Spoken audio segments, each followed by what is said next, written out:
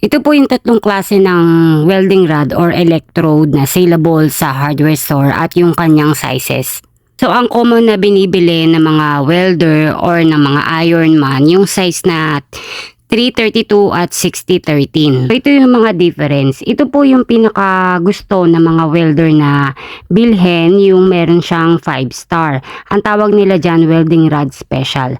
Actually lahat naman po ito ay mausok. Pero yung welding rod daw po na special ay hindi daw, kahit mausok siya, hindi daw masakit sa mata yung kanyang usok. So yun po yung tinitingnan nila kapag mayroong 5-star at mas mahal siya kumpara dun sa mga ordinary po na welding rod. So ang kaibahan nila sa dalawa, yung isa po ay medyo black yung kulay, medyo dark yung pagka-gray niya.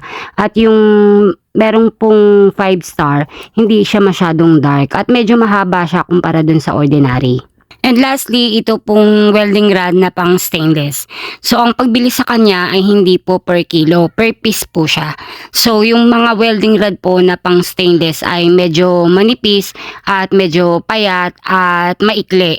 At medyo lighter po yung kulay niya compared dun sa ordinary na welding rod at sa welding rod na special. So yun nga, lahat ng mga welding rod ay mausok, kaya for safety at para hindi sumakit ang ating mata, kailangan gumamit tayo syempre ng welding glass or welding goggles. So available din po sa aking TikTok shop yung mga welding goggles. So meron din pong auto darkening na magandang gamitin, meron na siyang kasamang strap.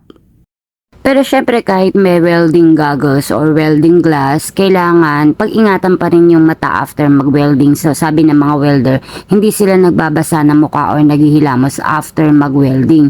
At inuunahan na nila na pag-inom ng Yosef by Jessic or Alaksan. Low temperature, easy melt aluminum stick welding rod.